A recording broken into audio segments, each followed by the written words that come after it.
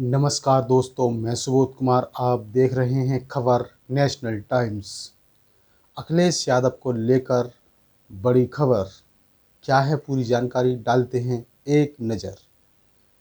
Rampur assembly Y election 2022, Azam Khan की गैर हाजिरी में अखिलेश के लिए कौन संभालेगा रामपुर का मोर्चा। देखिए ये बड़ी खबर। हेट स्पीच मामले में 3 साल की सज़ा होने के बाद आजम खान की विधानसभा सदस्यता तो चली गई ही है, लेकिन अब समाजवादी पार्टी और अखिलेश यादव के लिए यह लाख टके का सवाल बन गया है कि उनकी गैर हाजिरी में 5 दिसंबर को होने जा रहे उपचुनाव में रामपुर का मोर्चा कौन संभालेगा। मुलायम सिंह यादव के निधन से खाली हुई मैनपुरी लोकसभा सीट के साथ ही रामपुर विधानसभा सीट पर भी 5 दिसंबर को 2022 5 दिसंबर 2022 को उपचुनाव होगा। रामपुर विधानसभा सीट पर होने जा रहे उपचुनाव में प्रत्याशी चुनाव सपा और आजम परिवार के लिए इसी साल 23 जून को रामपुर लोकसभा सीट पर हुए उपचुनाव के लिए प्रत्याशी चुनने से भी ज़्यादा कठिन हैं। तब आजम ने तमाम पहलुओं पर गौर करते हुए परिवार के बाहर के आसिम रजा पर दांव लगाया था, जिन्हें बीजेपी प्रत्याशी घनश्याम लोधी ने 42,000 से अधिक वोटों से हरा दिया। इस बार सपा, अखिलेश और आजम रामपुर में किसे अपना चेहरा बनाते हैं, इस पर सबकी नज़र रहेगी। रामपुर विधानसभा सीट से सदस्यता खत्म होना आजम के लिए बहुत बड़ा झटका है। लगातार दूसरी बार ऐसा मौका आया जब आजम पूरे 5 साल विधायक नहीं रह सके। पिछली बार उन्होंने विधानसभा से इस्तीफा दे दिया था और इस बार कोर्ट से सज़ा सुनाए जाने के कारण उनकी सदस्यता खत्म कर दी गई।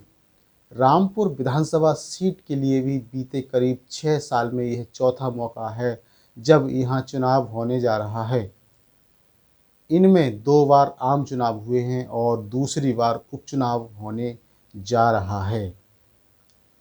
रामपुर 1980 से ही आजम खान का गढ़ बना रहा है। 1977 में पहला चुनाव कांग्रेस प्रत्याशी से हारने के बाद 1980 में आजम की जीत का सिलसिला जो एक बार शुरू हुआ तो फिर 1985, 1989, 1991, 1993, 2002, 2007, 2012, 2017 और 2022 में लगातार 10 चुनावों तक जारी रहा। हालांकि 2019 में लोकसभा के लिए निर्वाचित होने के बाद आजम ने इस सीट पर इस्तीफा दे दिया। इससे खाली हुई सीट पर उनकी पत्नी डॉक्टर तंजीम फातिमा ने चुनाव लड़ा और जीती।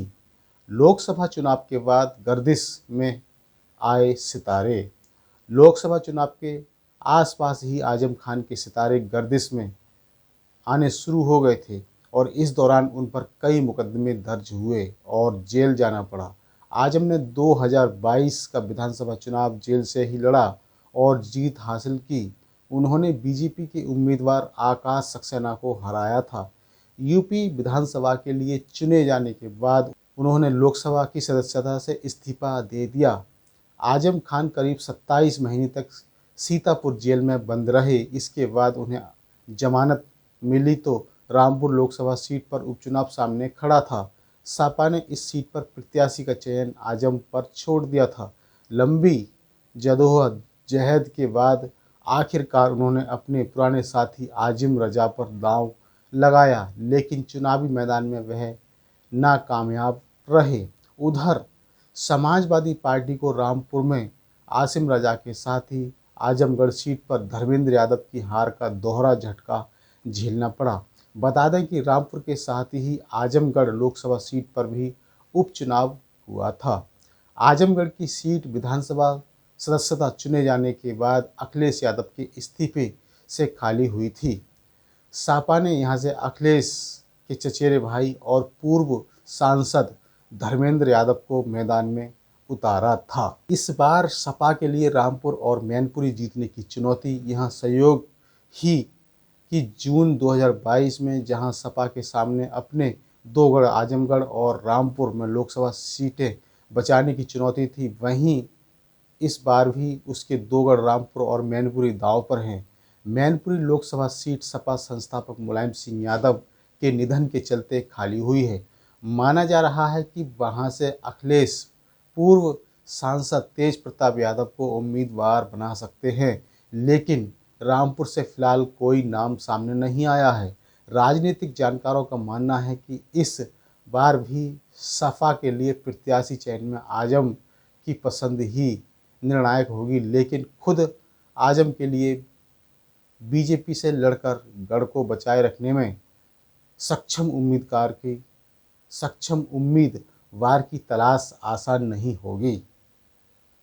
तो ये थी अखिलेश यादव को लेकर एक बड़ी खबर, और इसी तरह से खबरों से जुड़े रहने के लिए हमारे इस चैनल खबर नेशनल टाइम्स को सब्सक्राइब करें, बेल आइकन जरूर दबाएं, जिससे कि आपके पास खबरों की नोटिफिकेशन आते रहें।